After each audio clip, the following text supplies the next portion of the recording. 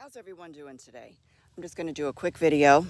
We're down in the lower orchard today, watering everything because it's 90 degrees again here in Michigan. Got a few days of hot heat coming in again, so got to get things watered. But look at the elderberry. They are turning beautifully. So I'm going to get down here and clip what's already turned before the birds get at everything. And we'll just go ahead and start to freeze these up until we have enough to do a whole pot, and we're gonna make some syrup. Let's make some elderberry syrup. So we picked our elderberries from our tree, and we just put them in a Ziploc bag and put them in the freezer, and it comes right off. All you gotta do is just kind of shake them all over, and they just fall right off. So anyways, let's get on with the recipe.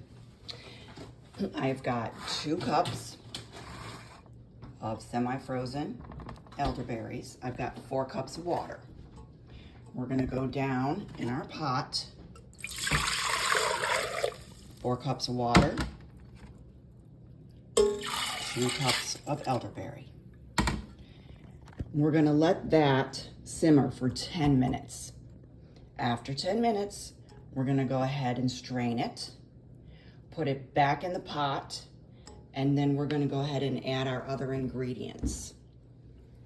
2 cups of elderberry, 4 cups of water, simmer for 10 minutes, strain, add back to the pot, add your spices, ginger, clove, cinnamon, or whatever you wanna add. Everybody's got a different recipe. Then I'm gonna go ahead and take it off the stove. I'll strain it one more time, and then I'm gonna let it cool, room temperature. Then I'll add my honey, and I'll add my lemon juice.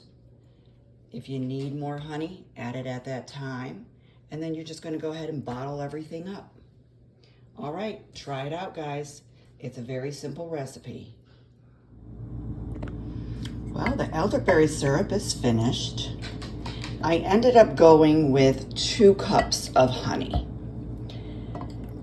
And as far as the spices go, for me, the way I like it, the 10 cloves, 1 teaspoon of cinnamon, and 2 thumbs of ginger were perfect as far as the spices go. I've had elderberry syrup that I've bought before in the past. Too much clove, too much cinnamon. So it just didn't settle right for me.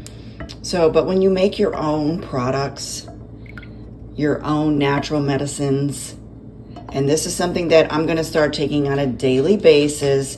We're gonna go ahead and tap this off. I'm gonna pour it right into our mason jars, and look at that color.